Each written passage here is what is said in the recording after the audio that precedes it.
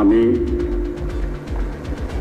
মির্জা ফখরুল ইসলাম আলমগীর সশ্রদ্ধ চিত্তে শপথ বা রাষ্ট্রপতি পদের কর্তব্য বিশ্বস্ততার সহিত পালন করিব।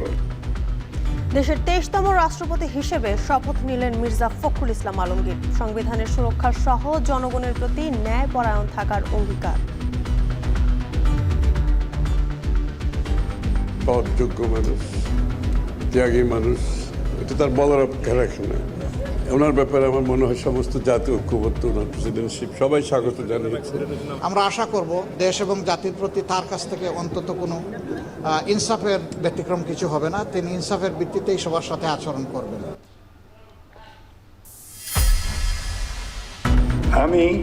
আমি রশিদুজ্জামান মিল্লাত সশ্রদ্ধ চিত্তে শপথ বা দৃঢ়ভাবে ঘোষণা করিতেছি যে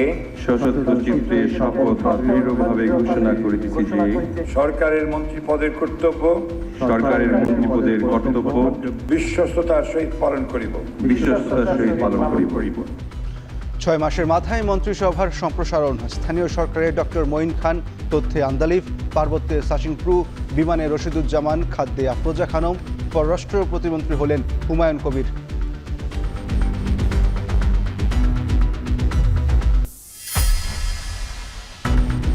ডেনমার্কের অর্থায়নে লালদিয়ার চরে হচ্ছে আধুনিক কন্টেইনার টার্মিনাল। 30 বছরের জন্য পরিচালনা করবে এপিএম। বন্দরের ওপর চাপ ও কন্টেইনার জট কমার আশা।